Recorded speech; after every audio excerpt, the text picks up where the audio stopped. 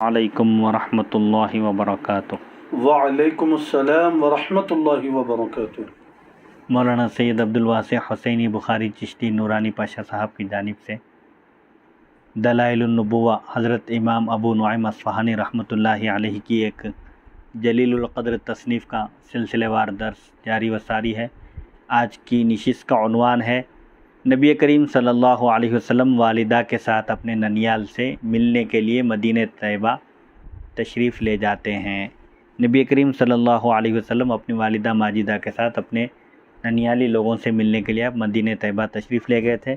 آپ کی والدہ کے انتقال سے پہلے کی یہ بات ہے، اور مدینہ طیبہ سے واپسی میں آپ کی والدہ کا انتقال ہو گیا۔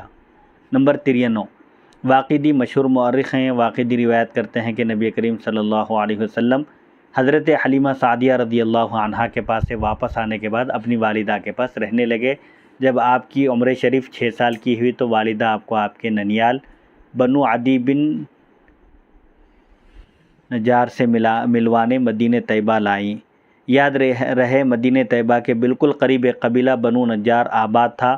عبد المطلب کا ننیال بھی یہی قبیلہ تھا اور سسرال بھی، کیونکہ ان کی شادی قبیلہ بنو زہرہ میں ہوئی تھی جو اسی قبیلے کی ایک شاخ تھی۔ بعد میں نبی کریم صلی اللہ علیہ وسلم کے والد ماجد جناب حضرت عبداللہ کی شادی بھی اسی قبیلے میں ہوئی اور ان کی وفات بھی مدینہ منورہ ہی میں ہوئی۔ چنانچہ آپ کی والدہ کے سفر کا ایک مقصد یہ بھی تھا کہ اپنے شوہر کی قبر پر جائیں اور نبی کریم صلی اللہ علیہ وسلم کو بھی اپنے والد کی قبر پر لے جائیں۔ ان کے ساتھ ایمن حضرت اسامہ بن زید رضی اللہ عنہ کی والدہ بھی اس سفر میں ساتھ تھیں۔ والدہ آپ کو لے کر مدینہ طیبہ میں دار نابغہ، ایک مقام کا نام ہے، دار نابغہ میں اتریں۔ نابغہ بنو عدی بن نجار کا ایک آدمی تھا، وہاں 1 مہینہ آپ کا قیام رہا۔ نبی کریم صلی اللہ علیہ وسلم ہجرت کے بعد دار نابغہ کو دیکھ کر کئی باتیں یاد کیا کرتے تھے جو بچپن میں آپ کے ساتھ یہاں پیش آئی تھی۔ اپنی والدہ کی یاد بھی ان میں سے ایک چیز تھی جو آپ کو یاد آتی تھی۔ آپ بنو عدی بن نجار کے قلعے دیکھتے تو انہیں پہچان لیا کرتے تھے، حالانکہ جس وقت آپ نے دیکھا تھا آپ کی عمر مبارک تقریباً 6 سال تھی۔ بچپن کے انہی واقعات میں سے ایک یہ بھی آپ سنایا کرتے کہ ایک یہودی مجھے گھور گھور کر دیکھا کرتا تھا، غور سے دیکھتا تھا۔ ایک دن وہ مجھے علیحدگی میں تنہائی میں ملا اور کہنے لگا، اے لڑکے تمہارا نام کیا ہے؟ میں نے کہا احمد۔ اس نے میری پشت دیکھی، پیٹھ دیکھی تو میں نے سنا وہ کہہ رہا تھا یہ اس امت کے نبی ہیں۔ پھر وہ میرے ننیال والوں کے پاس گیا اور انہیں اس سے آگاہ کیا، یعنی میرے ننیال والوں کو بتایا کہ یہ اس امت کے پیغمبر ہیں۔ انہوں نے میری والدہ کو بتایا تو وہ میرے متعلق ڈرنے لگی، انہیں فکر ہو گئی، چونکہ یہود آپ صلی اللہ علیہ وسلم کے سخت ترین دشمن تھے۔ چنانچہ آپ فرماتے ہیں ہم مدینے سے واپس آ گئے۔ جب ایک یہودی نے یہ کہا کہ آپ صلی اللہ علیہ وسلم اس امت کے نبی ہیں تو آپ کی والدہ کو فکر ہو گئی کہ کہیں یہودی جو مدینہ طیبہ میں بستے تھے آپ کو کوئی تکلیف نہ پہنچائیں۔ ایمن بتاتی تھی کہ ان دنوں 2 یہودی، جس وقت حضور پاک علیہ الصلوۃ والسلام کی والدہ آپ کو مدینہ طیبہ آپ کے ننیال میں لوگوں سے ملانے کے لیے لے گئی تھی، اس وقت 2 یہودی مدینے میں میرے پاس آئے، کہنے لگے، ایمن جو اسامہ بن زید کی والدہ ہیں وہ کہتی ہیں کہ 2 یہودی میرے پاس آئے، کہنے لگے ہمیں احمد صلی اللہ علیہ وسلم دکھلائیے، یعنی آپ کے ساتھ جو لڑکے ہیں انہیں دکھائیے۔ تو میں آپ کو باہر لے کر آئی، وہ آپ کو بنظر غائر دیکھنے لگے۔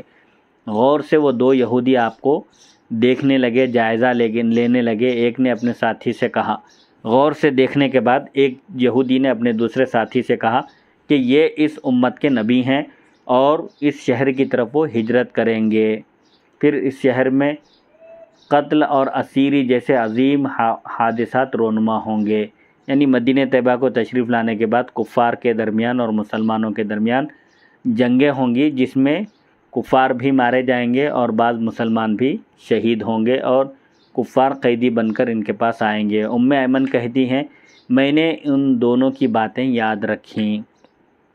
والدہ کے ساتھ مکہ مکرمہ کو واپسی۔ یہ ایمن کون ہے؟ یہ حضرت عبداللہ کی باندی ہیں۔ یہ حضرت اسامہ بن زید ایک جو صحابی ہے جلیل القدر، ان کی والدہ ہیں۔ حضور پاک علیہ الصلوۃ والسلام کی یہ بھی نگہداشت کیا کرتی تھی، حضرت آمنہ رضی اللہ عنہا کے پاس رہتی تھی۔ والدہ کے ساتھ مکہ مکرمہ کو واپسی۔ واقدی کہتے ہیں آپ کی والدہ آپ کو لے کر سوئے مکہ یعنی مکے کی طرف روانہ ہوئی۔ راستے میں مدینہ طیبہ سے 23 میل دور مقام ابوا پر حضرت آمنہ کا وصال ہو گیا، انہیں وہیں دفن کر دیا گیا۔ دوران سفر ہی حضرت آمنہ رضی اللہ عنہا کا انتقال ہو گیا۔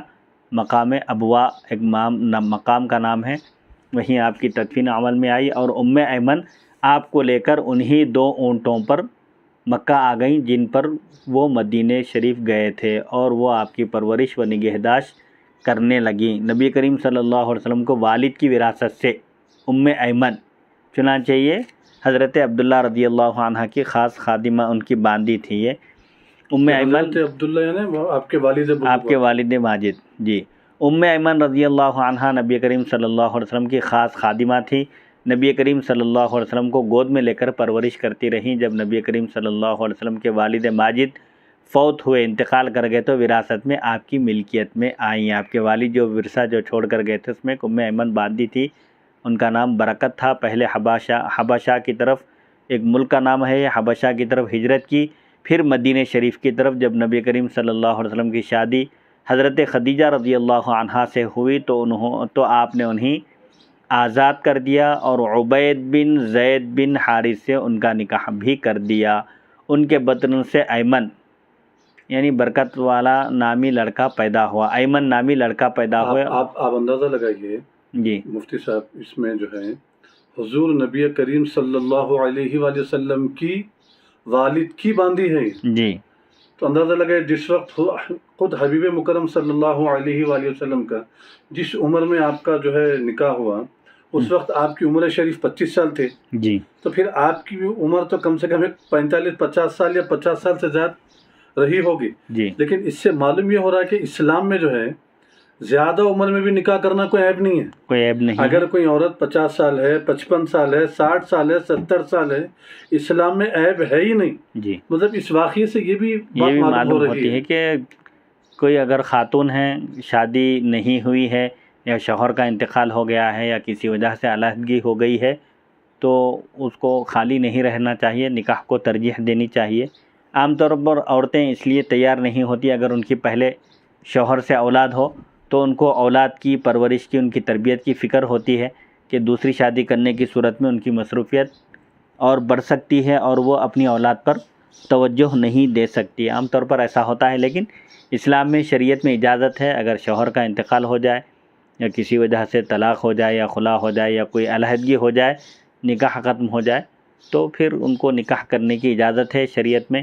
اسی لیے حضور پاک علیہ الصلوۃ والسلام بھی عرب میں جو بیوہ سے نکاح کو ناپسند کرتے تھے اسلام کی آمد سے پہلے، تو حضور پاک علیہ الصلوۃ والسلام نے پہلا نکاح جو فرمایا حضرت خدیجہ رضی اللہ عنہا سے، وہ بیوہ تھی، ان کے شوہر کا انتقال ہو گیا تھا۔ 2 شوہروں سے بیوہ تھی۔ جی 2 شوہروں کا انتقال ہو گیا تھا، پھر حضور پاک علیہ الصلوۃ والسلام نے ان سے نکاح فرمایا، اس رسم کو ختم کرنے کے لیے کہ بیوہ سے نکاح کرنا کوئی عیب کی بات نہیں ہے۔ معاشرے میں جو عیب سمجھا جاتا ہے وہ اسلامی اور شرعی معاشرے اعتبار میں سے اس کی کوئی حیثیت نہیں ہے۔ اور معاشرے میں ایک عیب یہ بھی سمجھا جاتا ہے کہ بچہ اگر کم عمر ہے، عورت اس سے 2 سال 4 سال 5 سال 10 سال یا کچھ بڑی بھی ہو، تو آج موجودہ زمانے میں معاشرے میں اس کو بھی عیب سمجھا جاتا ہے کہ بھئی بچے سے اگر کوئی خاتون عورت بڑی ہے تو اس سے نکاح نہیں کیا جائے گا۔ جی ابھی جبکہ حضور پاک صلی اللہ علیہ وآلہ وسلم کی عمر مبارک 25 سال تھی، اور حضرت خدیجہ الکبریٰ سلام اللہ علیہا کی عمر مبارک 40 سال تھی۔ جی یعنی حبیب مکرم صلی اللہ علیہ وآلہ وسلم کا پہلا نکاح، اور آپ تیسرے شوہر تھے حضور پاک صلی اللہ علیہ وآلہ وسلم، اور آپ سے عمر شریف میں 15 سال بڑھی تھی۔ تو اس میں امت کے لیے یہی تعلیم ہے کہ ایج کی کوئی قید نہیں ہے اسلام میں، اور کوئی عیب نہیں ہے۔ جی ام ایمن، ان کو ایک لڑکا ہوا جن کا نام ایمن رکھا گیا، اسی لیے آپ ام ایمن سے مشہور ہو گئیں۔ عبید جو آپ کے شوہر تھے، ان کے انتقال ہو جانے کے بعد آپ کا نکاح پھر حضرت زید بن حارثہ رضی اللہ عنہ سے ہوا، جن سے اسامہ بن زید رضی اللہ عنہ پیدا ہوئے۔ نبی کریم صلی اللہ علیہ وسلم آپ کو امی بعد امی کہا کرتے تھے، یعنی میری ماں کے بعد یہ میری ماں ہیں، میرے والدہ کے انتقال کے بعد انہوں نے میری تربیت کی۔ امی بعد امی، میری والدہ کے بعد پھر یہ میری والدہ ہیں، ان کا درجہ ماں کا ہے۔ حضرت عمر فاروق کے وصال سے ٹھیک 20 دن بعد حضرت ام ایمن رضی اللہ عنہ کا وصال ہوا۔ خلیفہ دوم حضرت عمر فاروق رضی اللہ عنہ کی شہادت سن 23 ہجری میں ہوئی۔ آپ کی شہادت کے 20 سال کے بعد پھر حضرت ام ایمن کا بھی انتقال ہو گیا۔ شہادت کے 20 سال بعد، 20 دن کے بعد 20 دن کے بعد، جی جی جی تو حضور پاک صلی اللہ علیہ وسلم جو پھر نکاح کا جو ہوا تھا نا، جی جن سے حضور پاک کروائے تھے، جی آزاد کر دیے، ہاں، عبید پھر ان کا انتقال ہو گیا، پھر ان کا دوسرا انتقال بعد پھر اور ایک نکاح کرا ان کا، یہ بھی ایک ہے جی، دیکھیے، آج زید کل بن ہمارے حارثہ، معاشرے میں جو ہے جی شوہر کا اگر انتقال ہو جاتا ہے تو پھر انہیں دوسری شادی کرنا ہی چاہیے انہیں، جی اگر کر رہی تو انہیں بہت بڑی نعوذ باللہ اس کو ایسی بری نگاہوں سے دیکھا جاتا ہے گویا انہیں زانیہ ہے کیا، جی ارے کیا بڈھے تھے وقت، کیا ان کو چول ہوئی، بڈھے تھے وقت ان کو شادی کرنا کیا ضروری تھا، لازم تھا ان کو، نعوذ باللہ۔ جی اب دیکھیے جبکہ انہوں عمر رسیدہ تھے اس وقت، بڑی عمر میں تھے، جی اور پھر ایک شوہر کا انتقال ہوگا پھر دوسرے شوہر سے نکاح کریں ہم۔ نکاح کروائیں، جی۔ نگاہ عبد المطلب میں مقام محمدی۔ واقعی کہتے ہیں حضرت آمنہ رضی اللہ عنہا کے وصال انتقال کے بعد جب ام ایمن آپ کو لے کر مکہ مکرمہ آئیں تو یہ حالت دیکھ کر عبد المطلب کا دل بھر آیا، اور یہ واقعتاً دل بھر آنے کا مقام تھا۔ آپ چشم تصور سے دیکھیں کہ ایک معصوم بچہ ہے، ان کی ولادت سے قبل ہی ان کے والد کا انتقال ہو چکا ہے، وہ حالت یتیمی میں پیدا ہوئے، پھر 6 سال کی عمر میں ان کی والدہ انہیں اپنے ننیال لے گئی، مگر واپسی میں سفر کے دوران ماں کا سایہ بھی ان کے سر سے اڑ گیا۔ اب جو وہ اکیلے گھر پہنچے، والدہ ساتھ نہ پہنچی، تو ان کے دادا انہیں اس حالت میں دیکھ کر کیوں نہ دل گرفتہ ہوتے، یعنی بے چین ہوتے۔ خدا کی بے نیازیوں پر قربان، جس کو ساری نسلیں انسانیت کی رہنمائی کے لیے پیدا کیا گیا تھا، اور جن کے نور نبوت نے سارے جہاں کو، جن کے نبوت کے ذریعے نور نبوت کے ذریعے سارے جہاں کو رشک جنت بنانا تھا، انہیں جنت یعنی جنت جس پر رش کرے اور جنت جس کی تعریف کرے ایسے بنانا تھا، اسے بچپن ہی سے کیسے کیسے جاں گداز امتحانات سے گزارا گیا۔ یعنی اللہ تعالیٰ حضور پاک علیہ السلام کو ساری انسانیت کے لیے رہنما رسول بنا کر بھیجا، اور آپ کی نبوت کی کرنوں سے سارے جہاں کو روشن اور منور کرنا تھا، ایسا ہدایت کا نور ایسا پھیلانا تھا کہ جنت بھی دیکھ کر اس کی تعریف کرے۔ تو آپ کے بچپن سے ہی آپ کی امتحانات، آزمائشیں شروع ہو چکی تھیں۔ حضرت عبد المطلب جو آپ کے جد امجد تھے، دادا، ان کا دل بھر آیا کسی بچے کی حالت پر، ان کا دل یوں غم سے کبھی نہ بے چین ہوا تھا، چنانچہ انہوں نے آپ کو سینے سے لگا لیا، پھر ہمیشہ آپ کو اپنے قریب رکھتے اور آنکھوں سے دور نہ ہونے دیتے۔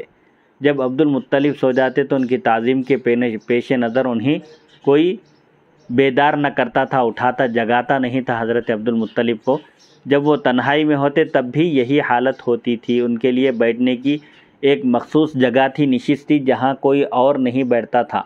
کعبے کے زیر سایہ ان کے لیے ایک چٹائی بچھائی جاتی، عبد المطلب کی اولاد آ کر چٹائی کے گرد اس کے اطراف بیٹھ جاتی اور ان سے بات کرتی۔ کسی کو چٹائی پر چڑھنے کی، آگے بڑھ کر بیٹھنے کی ہمت نہ ہوتی، جرأت نہ ہوتی، مگر نبی کریم صلی اللہ علیہ وسلم چٹائی پر چڑھ کر بیٹھ جاتے، یعنی حضرت عبد المطلب کے قریب بیٹھ جاتے۔ آپ کے چچا کہتے، اے محمد اپنے دادا کی مسند سے اتر جاؤ، لیکن عبد المطلب کہتے، دعو ابنی انہ لیؤنس ملکا ویقال انہ قال ان ابنی لیحدث نفسہ بذالک۔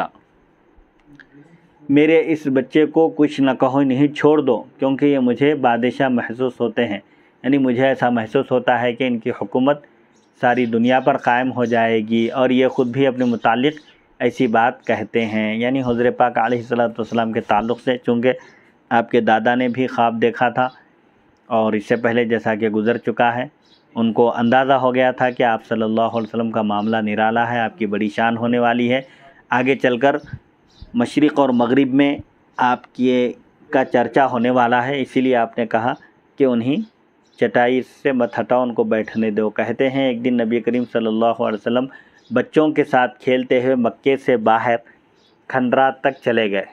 وہاں بنی مدلج قبیلے کا نام ہے کہ کچھ لوگوں نے آپ کو دیکھ کر اپنی طرف بلایا، اور آپ کے قدموں اور ان کے نشانات کو گہری نظر سے دیکھا، غور سے دیکھا، پھر آپ کے پیچھے پیچھے عبد المطلب تک چلے آئے۔ عبد المطلب نے آپ کو اٹھا کر گلے سے لگا لیا۔ وہ عبد المطلب سے کہنے لگے، یہ بچہ آپ کا کیا لگتا ہے؟ یعنی یہ بچہ آپ کا رشتے میں کیا ہے؟ کہا میرا بیٹا، کہنے لگے ان کی حفاظت رکھا کرو، یعنی آپ ان کی حفاظت کیا کیجیے، خدا کی قسم ہم نے ان سے بڑھ کر کسی کا قدم مقام ابراہیم سے ہم شکل نہیں پایا، یعنی آپ کا قدم مبارک مقام ابراہیم، قدم ابراہیم سے ملتا جلتا ہے۔ عبد المطلب نے ابو طالب سے کہا سنو یہ کیا کہتے ہیں، چنانچہ اس کے بعد ابو طالب آپ کی خوب حفاظت کرنے لگے۔ حضرت عبد المطلب کو نبی کریم صلی اللہ علیہ وسلم کی نبوت کا یقین ہو گیا تھا۔ نمبر 94 کہتے ہیں ایک دن عبد المطلب حرم کعبہ میں بیٹھے تھے، آپ کے پاس نجران ایک مقام کا نام ہے، نجران کا ایک پادری عیسائی بھی بیٹھا تھا جو آپ کا گہرا دوست تھا۔ وہ کہہ رہا تھا انا نجد صفت نبی بقیہ من ولد اسماعیل هذا البلد مولده من صفته كذا وكذا فأتى رسول الله صلى الله عليه وسلم على بقية هذا الحديث فنظر إليه الأسقف وإلى عينيه وإلى ظهره وإلى قدميه فقال هو هذا۔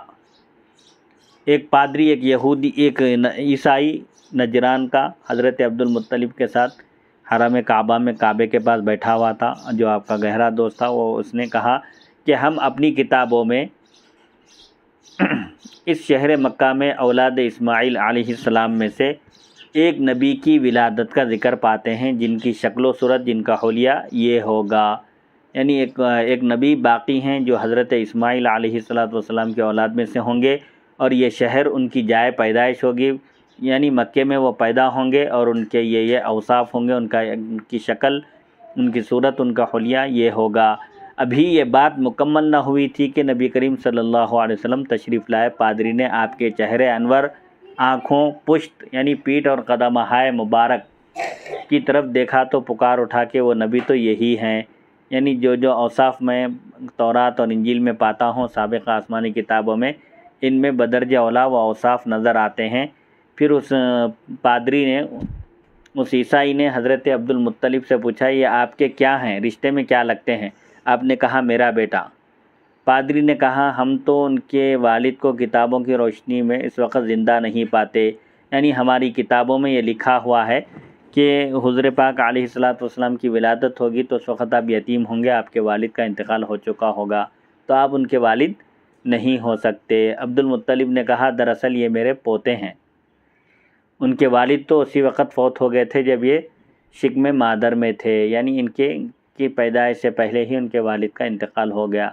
پادری نے کہا تم نے سچ کہا۔ اس کے بعد عبد المطلب نے اپنی اولاد سے کہا اپنے بھتیجے کی حفاظت کیا کرو، سنتے نہیں ہو ان کے بارے میں کیا کیا کہا جا رہا ہے، یعنی جتنے اس وقت کے متبحر علماء تھے، یہودی اور نصرانی، جو بھی حضور پاک علیہ السلام کو دیکھتے تو پہچان لیتے تھے کہ یہی نبی آخر الزماں ہیں۔ بچپن ہی میں آپ کو دیکھ کر پہچان بھی لیے تھے، اس لیے حضرت عبد المطلب نے اپنی اولاد کو وصیت کی، ان کو تاکید کی کہ حضور پاک علیہ السلام کی وہ حفاظت کریں۔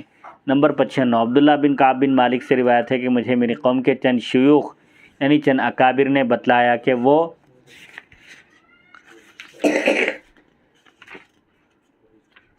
عمرہ کرنے نکلے۔ ان دنوں عبد المطلب مکے میں باقاعد حیات تھے، یعنی حضرت عبد المطلب زندہ تھے۔ ان کے ساتھ ایک یہودی تیمہ بھی شریک سفر تھا۔ وہ مکہ یا یمن میں بغرض تجارت، یعنی مکہ یا یمن کو تجارت کی غرض سے، بزنس کی نیت سے جا رہا تھا۔ عبد المطلب کو دیکھتے ہی بولا ہم اپنی کتاب کی روشنی میں کہہ سکتے ہیں جس کا فیصلہ ناقابل تبدیل ہے کہ اس شخص کی پشت سے وہ نبی نکلے گا جو ہمیں اور اپنی قوم کو قوم عاد کی طرح تہ کر دے گا، یعنی ایک نبی تشریف لائیں گے جو یہود و نصارہ کو قوم عاد کی طرح ختم کر دیں گے، ان کا خاتمہ کر دیں گے۔ عبد المطلب کی وفات اور ابو طالب کی کفالت۔ نمبر 96 واقدی کہتے ہیں عبد المطلب نے 110 یا 108 سال کی عمر میں داعی اجل کو لبیک کہتے ہوئے جان آفرین کے حوالے کی، یعنی 110 یا 108 سال کی عمر میں حضرت عبد المطلب جو حضور پاک علیہ السلام کے جد امجد ہیں، ان کا انتقال ہو گیا۔ نمبر 97 نافع ابن جبیر سے روایت ہے کہ نبی کریم صلی اللہ علیہ وسلم سے پوچھا گیا کہ آپ کو حضرت عبد المطلب کی وفات یاد ہے؟ تو فرمایا ہاں، میں اس وقت 8 سال کا تھا، یعنی 8 سال کی عمر شریف میں آپ کے دادا کا بھی انتقال ہو گیا۔ حضور پاک علیہ الصلوۃ والسلام کی برکتیں حضرت ابو طالب کے گھر میں۔ نمبر 98، واقدی کہتے ہیں عبد المطلب کی وفات پر ابو طالب نے آپ کو اپنی ظاہری کفالت میں لے لیا۔ اس وقت آپ کی عمر شریف 8 سال تھی۔ ابو طالب کے پاس مال نہ تھا، البتہ وادی عرانہ یعنی علاقہ عرفات کے علاقے میں ان کے کچھ اونٹ تھے۔ ابو طالب اگر مکے میں ہوتے تو جا کر وہاں سے دودھ لے آیا کرتے۔ آپ کو دیکھ کر اکثر ابو طالب کا دل بھر آتا اور وہ آپ سے بڑا پیار کرتے۔ وکانا اذا اکل عیال ابی طالب جمیعا او فرادا لم یشبعوا واذا اکل معهم رسول اللہ صلی اللہ علیہ وسلم شبعوا۔ ان کے بچے یعنی حضرت ابو طالب کی اولاد اکٹھے ایک ساتھ بیٹھ کر یا علیحدہ علیحدہ کھانا کھاتے مگر سیر نہ ہوتے، یعنی سب کا پیٹ نہ بھرتا۔ اور جب نبی کریم صلی اللہ علیہ وسلم ان کے ساتھ بیٹھ کر کھانا تناول فرماتے تو سارے بچوں کا پیٹ بھر جایا کرتا تھا۔ یعنی حضور پاک علیہ الصلوۃ والسلام کے وجود کی برکت سے حضرت ابو طالب کے کھانے میں اتنی برکت ہوتی تھی کہ وہ کثیر العیال تھے۔ ان کے بچے حضور صلی اللہ علیہ وسلم دستر پر اگر تشریف فرما ہوتے تو کم کھانے میں بھی برکت ہوتی اور حضرت ابو طالب کے بچے سب پیٹ بھر کر کھانا کھاتے۔ اگر حضور پاک علیہ الصلوۃ والسلام نہ ہوتے تو کھانے میں برکت نہ ہوتی اور کھانا جلدی ختم ہو جاتا تھا۔ تو بچپن ہی سے آپ کی یہ برکتوں کا ظہور ہونے لگا۔ حضرت ابو طالب کے پاس بھی آپ کی برکتوں کا سلسلہ جاری رہا، اس لیے وہ جب بھی اپنے بچوں کو صبح یا شام کا کھانا دینا چاہتے تو کہتے ٹھہر جاؤ، میرے بیٹے کو آنے تو دو۔ جب نبی کریم صلی اللہ علیہ وسلم تشریف لاتے اور ان کے ساتھ کھانا تناول فرماتے تو اکثر برکت ہو کر کھانا بچ جاتا، سب کھانے کے باوجود کھانا بچا ہوا رہتا تھا۔ سبحان اللہ سبحان اللہ۔ حضرت ابو طالب کو بھی اندازہ ہو گیا تھا کہ حضور صلی اللہ علیہ وسلم کے تشریف فرما ہونے سے دستر پر کھانے میں برکت ہوتی ہے، اس لیے جب تک آپ تشریف نہ لاتے اس وقت تک بچوں کو بھی کھانے سے آپ روک دیتے تھے۔ اگر ابو طالب کو بچوں کو دودھ پلانا ہوتا تو سب سے پہلے نبی کریم صلی اللہ علیہ وسلم نوش فرماتے، دودھ پیتے، پھر دوسرے بچے وہ پیالہ اٹھاتے اور سب کے سب ایک ہی پیالے سے ہی سیر ہو جاتے۔ اگر ان میں سے کوئی بچہ پہلے پینا شروع کر دیتا تو اکیلا ہی سارا برتن خالی کر دیتا۔ اسی لیے حضور صلی اللہ علیہ وسلم پہلے نوش فرماتے، پھر اسی پیالے میں سے پورے بچے پیتے، پھر بھی دودھ بچ جاتا تھا۔ یہ برکت تھی حضور پاک علیہ الصلوۃ والسلام کی شرکت کی۔ ابو طالب یہ دیکھ کر کہتے ہیں، اے محمد صلی اللہ علیہ وسلم، آپ کی برکتوں کے کیا کہنے ہیں۔ زلفوں میں قدرتی روغن، آنکھوں میں مازاغ کا کاجل۔ یعنی حضور پاک علیہ الصلوۃ والسلام کی جو زلفیں تھیں، آپ کے بال تھے سر کے، وہ قدرتی طور پر تیل لگے ہوئے معلوم ہوتے تھے۔ حالانکہ تیل نہیں لگایا جاتا تھا لیکن بالوں کو ایسے محسوس ہوتے تھے جیسے تیل لگایا گیا ہے۔ اور آنکھیں آپ کا مازاغ کا کاجل، یعنی آپ کی نگاہ، جیسا کہ اللہ تعالیٰ نے سورہ نجم میں فرمایا کہ ما زاغ البصر وما طغى، اللہ تعالیٰ کا دیدار کرتے وقت آپ کی آنکھ نہ پھڑکی اور نہ ہی حد سے آگے بڑھی۔ تو آپ صلی اللہ علیہ وسلم پیدائشی آپ کی آنکھوں میں ایسا محسوس ہوتا تھا جیسے سرما لگایا ہوا ہے، آپ کی آنکھیں سرمگی تھی۔ بچے صبح اٹھتے تو ان کے بال پراگندہ ہوتے اور آنکھوں میں گندگی جمع ہو جاتی، میل آ جاتا، مگر نبی کریم صلی اللہ علیہ وسلم اٹھتے تو بالوں میں تیل لگا ہوا ہوتا اور آنکھیں سرمے کا حسن لیے ہوئے ہوتی۔ سبحان اللہ سبحان اللہ، ہائے ہائے ہائے، کیا بات۔ انہی عظمتوں کو دیکھ کر کسی شاعر نے کیا خوب کہا، رخ مصطفیٰ ہے وہ آئینہ کہ پھر ایسا کوئی بھی آئینہ، نہ کسی کے چشم خیال میں، نہ دکان آئینہ ساز میں۔ اور اللہ اللہ وہ بچپن کی پھبن اس خدا بھاتی صورت پہ لاکھوں سلام۔ یعنی بچپن میں بھی حضور پاک علیہ الصلوۃ والسلام نہایت صاف ستھرے رہتے تھے۔ قدرتی طور پر اللہ تعالیٰ نے آپ کو ایسا حسین و جمیل پیدا کیا تھا کہ یہ جو فطری طبعی طور پر جو انسانوں کی خامیاں ہو سکتی ہیں یا خرابیاں، ان سب چیزوں سے اللہ تعالیٰ نے آپ کو پاک اور محفوظ رکھا تھا۔ نمبر 99، ابن حنفیہ کہتے ہیں، میں نے عقیل ابن ابی طالب سے سنا، وہ کہہ رہے تھے جب کسی صبح ہمارے گھر میں کھانے کے لیے کچھ نہ ہوتا تو ابو طالب کہتے جاؤ زمزم لے آؤ، ہم جا کر زمزم کا پانی لے کر آتے، ہم زمزم لا کر پی لیتے، اور نبی کریم صلی اللہ علیہ وسلم کی برکت سے ہمیں وہی کافی ہو جاتا۔ کھانے کے لیے کچھ بھی نہ ہوتا تو زمزم کا پانی لا کر پیتے، اور نبی کریم صلی اللہ علیہ وسلم کی برکت سے پانی ہی ہمارے لیے کبھی کبھی کھانے کا کام کر دیا کرتا تھا۔ نمبر 100 ام ایمن کہتی ہیں میں نے نبی کریم صلی اللہ علیہ وسلم کو کبھی بھوک یا پیاس کی شکایت کرتے ہوئے نہ دیکھا، اکثر آپ صبح اٹھ کر زمزم کے چند گھونٹ پی لیتے، جب ہم کھانا پیش کرتے تو فرما دیتے مجھے کھانے کی حاجت نہیں ہے، میرا پیٹ بھرا ہوا ہے، صرف زمزم کا پانی پی کر بھی آپ کبھی رہا کرتے تھے۔ نمبر 101 ابن عباس رضی اللہ عنہما سے روایت ہے کہ عبد المطلب کی وفات کے بعد جب نبی کریم صلی اللہ علیہ وسلم اپنے چچا حضرت ابو طالب کی کفالت میں تھے، ابو طالب حضرت عبداللہ کے حقیقی بھائی تھے، یہ دوسری والدہ سے، اس لیے حضرت عبد المطلب نے آپ کو، اور حضرت عبداللہ حضور پاک علیہ السلام کے والد، یہ دونوں حقیقی بھائی تھے، اسی لیے حضرت عبد المطلب نے آپ کو آپ کے اپنے حقیقی چچا کی کفالت میں دیا ابو طالب کی۔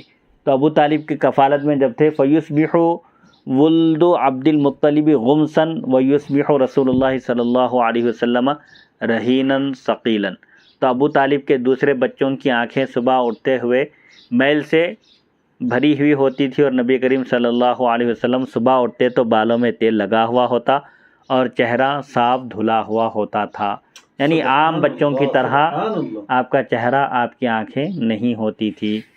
12 سال کی عمر میں آپ کا ملک شام کو پہلا سفر اور بحیرہ راہب، ایک مشہور راہب ہے یہ عیسائی، بحیرہ راہب سے ملاقات۔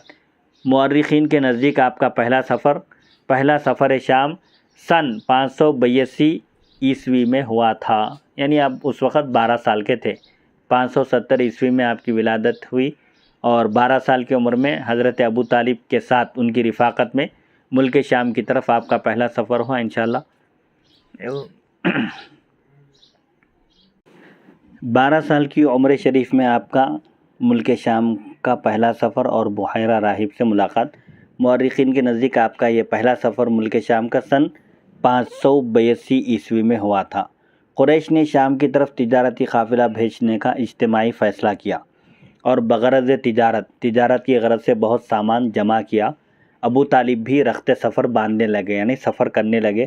نبی کریم صلی اللہ علیہ وسلم منتظر رہے، انتظار کرتے رہے کہ آیا وہ مجھے بھی ساتھ لے جاتے ہیں یا نہیں، اس سفر میں چچا مجھے ساتھ رکھتے ہیں یا نہیں۔ ابو طالب محسوس کر لیے، تاڑ لیے، اور ان کا دل بھر آیا، کہنے لگے کیا تم بھی جاؤ گے، یعنی سفر میں جانا چاہتے ہو، سفر میں چلنا چاہتے ہو تو چلو تیاری کرو۔ تو آپ کے چچاؤں اور پھوپھیوں نے کہا ابو طالب اس عمر کے بچے کو ساتھ نہیں لے جانا چاہیے، آفات سفر اور حوادث زمانہ سے مطمئن نہیں ہونا چاہیے، سفر میں کوئی آفت آ سکتی ہے، کوئی مصیبت آ سکتی ہے، اور ابھی نو چھوٹے ہیں، 12 سال کے ہیں، ایسا خطرہ نہیں مول لینا چاہیے۔ ابو طالب نے خیال کیا کہ آپ کو چھوڑ جائیں، یعنی سفر میں ساتھ نہ لے جائیں۔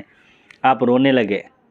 ابو طالب نے کہا اے بھتیجے تم شاید اس لیے روتے ہو کہ میں تمہیں ساتھ نہیں لے جاؤں گا۔ فرمایا ہاں۔ ابو طالب نے کہا میں تمہیں کبھی خود سے جدا نہیں کر سکتا، تم میرے ساتھ ہی چلو گے، میں سفر میں جا رہا ہوں، تمہیں چھوڑ کر نہیں جاؤں گا، اپنے ہی ساتھ رکھوں گا۔ چنانچہ قافلہ روانہ ہو اور بصرہ جا پہنچا، ایک مقام کا نام ہے، وہاں اپنے عبادت خانے میں ایک راہب اپنا ایک صومعہ، ایک عبادت خانہ بنایا ہوا تھا، ایک راہب یعنی ایک عیسائی رہتا تھا جسے بحیرہ کہتے تھے۔ عیسائی علماء اس کے معبد میں آ کر درس لیا کرتے تھے، یعنی اس کی عبادت گاہ میں آ کر عیسائی علماء بھی اس کے پاس پڑھا کرتے تھے۔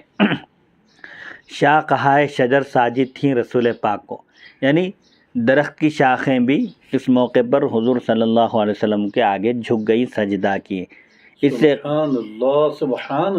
سے پہلے قریشی قافلے کئی بار بحیرہ راہب کے پاس آ چکے تھے، یعنی اس کے صومعہ، اس کے عبادت گاہ کے پاس سے گزر چکے تھے، کیونکہ یہ قافلے اس کے معبد کے پاس اترا کرتے تھے۔ اکثر سفر کے دوران کہیں نہ کہیں رکا کرتے تھے، پڑاؤ ڈالتے تھے جہاں پانی کی سہولت ہے، کچھ جانوروں کے چرنے کے لیے گھاس وغیرہ ہوتی، ہریالی، تو وہاں دیکھ کر قافلہ پڑاؤ ڈالتا تھا۔ تو بحیرہ راہب کے معبد کے پاس بھی اکثر قریش کے قافلے رکا کرتے تھے، مگر بحیرہ نے کبھی ان سے بات چیت نہ کی تھی، نہ ان کی طرف کبھی متوجہ ہوا تھا۔ مگر اس مرتبہ جو قافلہ آیا تو اس نے ان سب کو کھانے پر بلا لیا، کھانے کی دعوت دے دیا، کیونکہ جب یہ لوگ پہنچے تو بحیرہ دیکھ رہا تھا کہ نبی کریم صلی اللہ علیہ وسلم پر ایک بادل سایہ فگن ہے۔ پھر جب آپ درخت کے نیچے بیٹھ گئے تو بدلی درخت پر سایہ ڈالتے رہی، بدلی یعنی بادل درخت پر سایہ ڈالتا رہا۔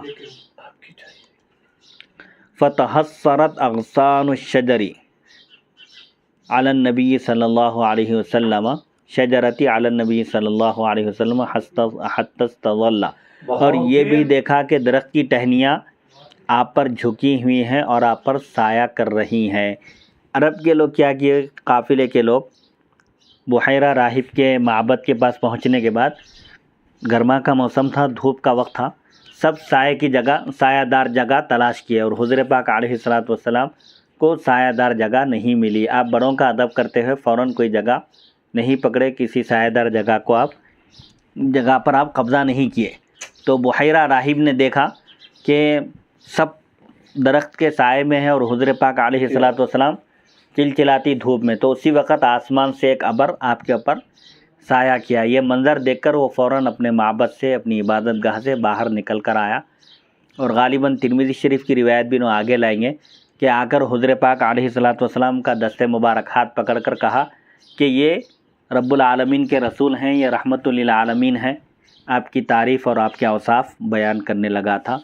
تو اس نے دیکھا کہ درخت کی ٹہنیاں بھی پوری جھک گئی ہیں آپ کی طرف۔ اور ایک چیز میں یاد کرنا چاہ رہا ہوں مفتی صاحب اس میں کہ حضور پاک صلی اللہ علیہ وآلہ وسلم کی عمر شریف صرف 12 سال ہے، صرف 12 سال، اور آپ سے جو عمر میں بڑے ہیں ان کا ادب دیکھیے آپ، جی کیسا جو ہے بڑوں کا ادب کیا جا رہا ہے، جی ان کا خیال رکھا جا رہا ہے۔ جی۔ ہائے ہائے ہائے۔ بحیرہ راہب یہ منظر دیکھ کر نیچے اترا اور اس نے کھانا تیار کرنے کا حکم دیا، اور قافلے والوں کو پیغام بھیج دیا، ان کو اطلاع دے دیا کہ اے گروہ قریش، میں نے تم لوگوں کے لیے کھانا بنایا ہے، کھانا تیار کیا ہے، اور میں چاہتا ہوں کہ تم میں سے کوئی چھوٹا بڑا بندہ و آقا رہ نہ جائے، یعنی کوئی چھوٹے بڑے کی تمیز کے بغیر، آقا ہو یا غلام، بڑے ہوں یا چھوٹے، سب میری دعوت میں تشریف لائیں، سب آئیں، میری عزت افزائی اسی میں ہے، یعنی قافلے میں جتنے لوگ موجود ہیں سب کھانے کے لیے آ جائیں۔ قوم میں سے ایک نے کہا اے بحیرہ راہب، آج کون سی خصوصیت ہے؟ اس سے پہلے تو نے کبھی ایسا نہ کیا تھا، کئی بار ہمارا یہاں سے گزر ہوا، قافلے قریش کے یہاں پڑاؤ ڈالے، لیکن کبھی تو نے ان کی طرف توجہ نہیں کی، ایسا التفات نہیں کیا۔ کہنے لگا میں تمہاری تعظیم و تکریم کرنا چاہتا ہوں۔ چنانچہ سب اہل قافلہ دعوت میں پہنچ گئے، اور نبی کریم صلی اللہ علیہ وسلم کو کم سن ہونے کی وجہ سے پیچھے قافلے کے سامان کے پاس چھوڑ کر چلے گئے۔ آپ درخت کے نیچے بیٹھے سامان کی حفاظت کرنے لگے۔ بحیرہ نے سب مہمانوں کو غور سے دیکھا، مگر جو صفات اسے مطلوب تھیں، چاہیے تھی، کسی میں نہ تھیں۔ کسی پر بدلی سایہ فگن نہ تھی، یعنی کسی پر بادل سایہ کیا ہوا نہ تھا۔ پھر باہر دیکھا تو وہ بادل ہنوز خدمت رسول کریم صلی اللہ علیہ وسلم۔ ہائے ہائے ہائے ہائے، سبحان اللہ سبحان اللہ۔ بحیرہ کہنے لگا وہ قریش، تم لوگوں میں سے کوئی غیر حاضر نہیں رہنا چاہیے۔ کہنے لگے ایک بچے کے سوا سب آ گئے ہیں، وہ سب سے کم سن ہیں، چھوٹے ہیں۔ کہنے لگا انہیں بھی بلاؤ، یہ بڑی بات ہے کہ سب آ جائیں، اور اچھا یہ بڑی بری بات ہے کہ سب آ جائیں اور ایک نہ آئے، یعنی ایک کو چھوڑ دیا گیا بچہ سمجھ کر، یہ بہت خراب بات ہے، کوئی چھوٹنے نہ پائے۔ وہ بھی تو تم ہی میں سے ہے، یعنی تمہارے قافلے کے ساتھ آئے ہیں، تمہارے ساتھ شامل ہیں، پھر ان کو کیسے چھوڑ سکتے ہو؟ کہنے لگے ہاں خدا کی قسم، وہ نسب میں ہم سب سے افضل ہیں، اور ان کے بھتیجے ہیں۔ ابو طالب کی طرف اشارہ کر کے کہے کہ ان کے بھتیجے ہیں۔ اتنے میں حارث بن عبد المطلب اٹھے، حضرت عبد المطلب کے فرزند بڑے، اور کہنے لگے عبد المطلب کا فرزند پیچھے نہیں رہ سکتا، یعنی نبی کریم صلی اللہ علیہ وسلم ابن عبد المطلب کے نام سے بچپن میں پہچانے جاتے تھے، کیونکہ والد کے انتقال کی وجہ سے انہوں نے ہی آپ کی پرورش کا ذمہ لیا تھا، اس لیے لوگ آپ کو حضرت عبد المطلب کا ہی بیٹا سمجھتے تھے۔ یہ کہہ کر وہ گئے، یعنی ان کے حضرت عبد المطلب کے بڑے فرزند یہ سن کر وہ گئے اور آپ کو کندھوں پر اٹھا کر لے آئے اور آپ کو کھانے کے لیے بٹھا دیا۔ بادل ابھی تک آپ کے سر پر تھا، یعنی سایہ فگن تھا اس وقت تک بھی۔ ادھر وہ درخت نبی کریم صلی اللہ علیہ وسلم کے چلے جانے کے بعد جڑ سے اکھڑ گیا۔ وجعل بحیرہ یلحظہ لحظا شدیدا وینظر الی شیء من جسدہ قد کان یجدھا عندہ من صفتہ۔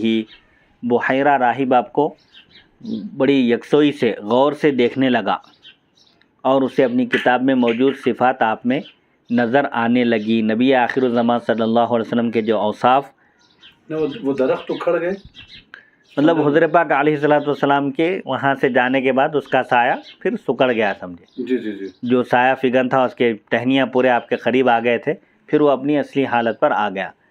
بحیرہ راہب آپ کے تشریف لانے کے بعد آپ کو غور سے دیکھنے لگا اور وہ جو نشانیاں سابقہ آسمانی کتابوں میں انہوں نے پڑھی تھی ان نشانیوں کو تلاش کرنے لگا۔ وہ نشانیاں اس بحیرہ راہب کو آپ صلی اللہ علیہ وسلم میں نظر آ گئی۔ جب کھانے سے فارغ ہوئے تو بحیرہ آپ کے پاس آ کر کھڑا ہو گیا، کہنے لگا، اے بیٹے میں تمہیں لات و عزیٰ کی قسم دے کر پوچھتا ہوں۔ آپ نے فرمایا، مجھے لات و عزیٰ کا کون سا حق ہے مجھ پر؟ مجھے لات و عزیٰ کا واسطہ دے کر مت خطاب کرو۔ یہ عرب کے دو مشہور بت ہیں، لات اور عزیٰ، جن کی عرب قسم کھایا کرتے تھے کفار اور مشرکین۔ تو بحیرہ راہب بھی لات اور عزیٰ کی قسم دے کر پوچھنے لگے تو آپ نے فرمایا کہ مجھ پر لات اور عزیٰ کا کوئی حق نہیں ہے، تم مجھے ان کا واسطہ مت دو۔ دنیا میں ان سے بڑھ کر مجھے کسی سے نفرت نہیں ہے، بتوں سے بڑھ کر۔ سبحان اللہ سبحان اللہ، یعنی کفر اور شرک، جی یہ سب سے زیادہ ناپسند چیز ہے۔ جی، میں نے تو نفرت و حقارت کی وجہ سے انہیں کبھی دیکھا بھی نہیں۔ میں نے نفرت اور حقارت کی وجہ سے ان کو کبھی دیکھا بھی نہیں، ان بتوں کو۔ یعنی اس قدر شرک اور کفر سے نفرت ہونی چاہیے ایک مسلمان کو۔ جی ہاں، مجھے اللہ کی قسم دے کر جو چاہو پوچھو، اگر میں جانتا ہوں تو ضرور بتلاؤں گا۔ بحیرہ نے کہا، میں آپ سے اللہ کے نام کے ساتھ سوال کرتا ہوں، یعنی اللہ کا نام لے کر میں آپ سے پوچھتا ہوں۔ پھر وہ آپ سے سوالات کرنے لگا۔ اس نے آپ کی نیند کے متعلق پوچھا کہ آپ کی نیند کی کیا کیفیت ہے، تو آپ نے فرمایا، تنام عینایا ولا ینام قلبی۔ بظاہر میری آنکھیں سو جاتی ہیں لیکن میرا دل جاگتا رہتا ہے، میرا دل نہیں سوتا۔ اسی لیے انبیاء کا وضو سونے سے نہیں ٹوٹتا، جبکہ امتیوں کا وضو ٹوٹ جاتا ہے۔ یہ خصوصیت ہے انبیاء کی۔ سبحان اللہ۔ پھر وہ آپ کی آنکھوں میں بسی سرخی کی طرف متوجہ ہو گیا۔ آپ کی آنکھوں میں، چشمان مقدس میں سرخ ڈور تھی، لکیر، چشمان مقدس، یعنی آپ کی آنکھوں میں سرخی جو تھی، سرخ ڈور جو تھی آپ کی آنکھوں میں، اس کی طرف متوجہ ہو گیا۔ کہنے لگا، بتلاؤ یہ سرخی آتی جاتی رہتی ہے یا ہمیشہ رہتی ہے؟ قافلے والے کہنے لگے، ہم نے تو یہ کبھی غائب دیکھی ہی نہیں۔ ہائے ہائے ہائے ہائے، یعنی یہ کسی بیماری کی وجہ سے ایسا نہیں ہے، یہ پیدائشی ہے، اور یہ ایک نشانی تھی وہ سابقہ کتابوں میں جو آپ کی آنکھوں کی بتائی گئی تھی۔ بحیرہ نے تقاضا کیا کہ آپ اپنا جبہ اتاریں، کرتا اتاریں۔ آپ نے اتارا۔ جب اس نے آپ کے کندھوں کے درمیان مہر نبوت دیکھی، حجلۂ عروسی کے مہرے جیسی تھی، یعنی آپ کی دونوں کندھوں کے درمیان پشت پر، پیٹھ پر ایک گوشت کا ابھرا ہوا حصہ تھا جو نبوت کی مہر کی نشانی کے طور پر تھا آپ کے جسم پر۔ تو مہر نبوت دیکھی تو اس کے سر کے بال کھڑے ہو گئے اور بے اختیار مہر نبوت کو چوم لیا، یعنی جو نشانی وہ جو سابقہ کتابوں میں جو پڑھا تھا وہ پوری نشانی آپ صلی اللہ علیہ وسلم میں پائی گئی۔ قریش کہنے لگے، اس راہب کی نظر میں محمد صلی اللہ علیہ وسلم کی بڑی قدر و منزلت ہے۔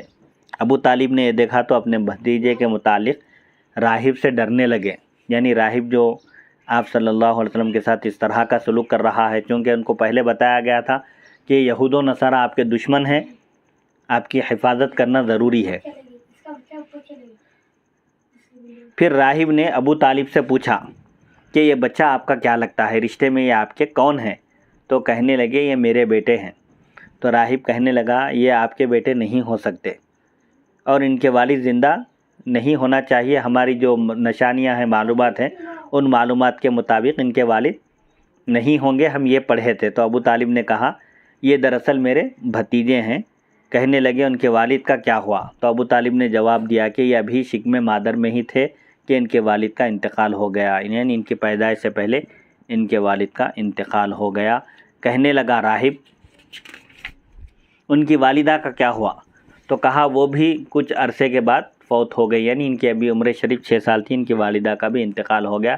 راہب نے کہا تم سچ کہتے ہو، یعنی ان کی یہی نشانیاں ہم کو بتائی گئی تھی سابقہ کتابوں میں کہ ان کے والد بھی نہیں ہوں گے اور ان کی والدہ کا بھی انتقال ہو جائے گا۔ اس بچے کو فوراً اپنے وطن لے جاؤ، مجھے ان کے متعلق یہود سے خطرہ ہے۔ بخدا اگر انہوں نے انہیں دیکھ لیا تو جو کچھ میں نے ان میں پہچانا ہے وہ پہچان گئے تو انہیں نقصان پہنچانے کی کوشش کریں گے، یعنی جن نشانیوں کے ذریعے میں نے نبی کریم صلی اللہ علیہ وسلم کو پہچانا ہے، اگر یہود ان کو دیکھ لیے اور ان نشانیوں کو تلاش کیے۔ یہ نصارہ تھے، یہ نصرانی تھے، یہ راہب عیسائی تھے یہ، اور موحد تھے، حق پرست تھے۔ تو انہوں نے کہا اگر یہود ان نشانیوں کے ذریعے ان کو پہچان لیے تو ان کو نقصان پہنچانے کی کوشش کریں گے، کیونکہ تمہارے بھتیجے کو عظیم الشان مقام ملنے والا ہے جو ہم نے اپنی کتابوں میں پڑھا ہے اور اپنے باپ دادا سے سنا ہے، اور اس پر ہم سے مضبوط وعدے لیے گئے ہیں، یعنی ان کی تشریف آوری کے بعد ان کے دین کی مدد کرنا، ان پر ایمان لانے کا ہم سے وعدہ لیا گیا ہے۔ ابو طالب نے پوچھا وہ وعدے تم سے کس نے لیے تھے؟ راہب ہنس پڑا، پھر گویا ہوا، پھر بولا اللہ نے، اور حضرت عیسیٰ علیہ السلام انہیں لے کر اترے، یعنی اللہ نے حضرت عیسیٰ علیہ السلام پر وحی کی اور انہوں نے ہم کو بتایا کہ ایک نبی تشریف لانے والے ہیں، اگر وہ آ جائے تو ان پر ایمان لانا اور ان کے دین کی مدد کرنا، اس لیے وقت ویسٹ کیے بغیر، ضائع کیے بغیر انہیں وطن واپس لے جائیے۔ میں تمہاری خیر خواہی میں ہوں، کیونکہ یہود چاہتے ہیں کہ وہ مقام ہمیں ملے، یعنی یہود یہ چاہتے تھے کہ نبوت حضرت اسحاق علیہ السلام کی اولاد میں تقریباً عیسیٰ علیہ السلام تک بنی اسرائیل کے پیغمبر آئے، صرف حضرت اسماعیل علیہ السلام کی اولاد میں سے صرف ایک نبی ہیں اور وہ حضور صلی اللہ علیہ وسلم ہیں۔ تو یہود کو حسد یہ تھا کہ حضور حضرت اسماعیل علیہ السلام کی اولاد میں سے ہیں، اگر یہ اسحاق علیہ السلام کی اولاد میں سے ہوتے تو ہم مانتے تھے، یہ کہتے تھے، کیونکہ یہود چاہتے تھے کہ وہ مقام ہمیں ملے۔ جب انہیں معلوم ہوگا کہ یہ کسی اور کو ملنے والا ہے تو وہ اس سے حسد کرنے لگیں گے۔ کہتے ہیں وہاں کچھ یہودیوں نے آپ کو دیکھ لیا اور آپ کو کسی بہانے قتل کرنا چاہا۔ وہ 3 آدمی تمام اور دبیس تھے، یعنی وہ 3 آدمی تھے جو آپ صلی اللہ علیہ وسلم کو شہید کرنا چاہتے تھے۔ انہوں نے باہم فیصلہ کیا کہ آپ کو کسی حیلے سے مارا جائے، کسی تدبیر سے۔ وہ بحیرہ کے پاس آئے اور اپنا ارادہ ظاہر کیا۔ ان کا خیال تھا کہ بحیرہ ان کی رائے پسند کرے گا، یعنی بحیرہ ان کا ساتھ دیں گے، مگر بحیرہ نے انہیں سختی سے منع کیا اور کہا کیا اس میں وہ سب صفات موجود ہیں؟ کہنے لگے ہاں۔ راہب نے کہا پھر تم ان کا کچھ نہیں بگاڑ سکتے۔ چنانچہ وہ اپنا ارادہ ترک کر کے واپس چلے گئے، اور ابو طالب آپ کو لیے نہایت تیزی سے واپس چلے آئے، کیونکہ انہیں آپ کے متعلق یہود سے خوف ہونے لگا تھا کہ آپ صلی اللہ علیہ وسلم کے یہود سخت ترین دشمن ہیں۔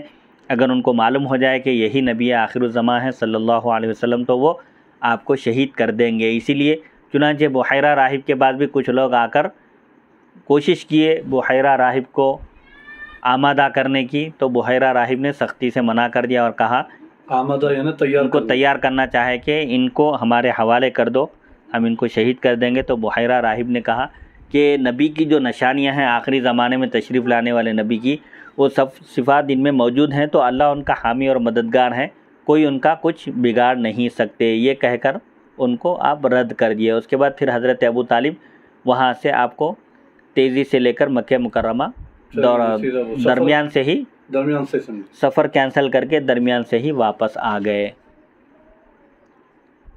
انشاءاللہ اگلی نشست میں آپ صلی اللہ علیہ وسلم کی جوانی، کمال شرف انسانیت کی نشانی، یہ موضوع ہے کہ آپ صلی اللہ علیہ وسلم جوانی میں بھی انسانیت کا کامل شرف تھے، آپ کی بزرگی، اور اسی لیے آپ نے جب نبوت کی دعوت دی تو فرمایا فقط لبثت فیکم عمرا من قبلہ، میں تمہارے درمیان اپنا بچپن اور جوانی گزارا ہوں اور میں نے پاکیزہ اور صاف ستھری جوانی گزاری ہے۔ بہرحال یہ آگے اب 12 سال کی عمر کے واقعے کے بعد اب پھر آپ کی جوانی، اور بحیرہ راہب نے جو اعتراف کیا کہ آپ صلی اللہ علیہ وسلم ختم المرسلین ہیں، رحمت للعالمین ہیں، رب العالمین کے رسول ہیں، یہ سب انشاءاللہ اگلی نشست میں بیان ہوگا. وصلی اللہ تعالیٰ علی خیر خلقہ سیدنا محمد و آلہ و صحبہ اجمعین والحمد للہ رب العالمین.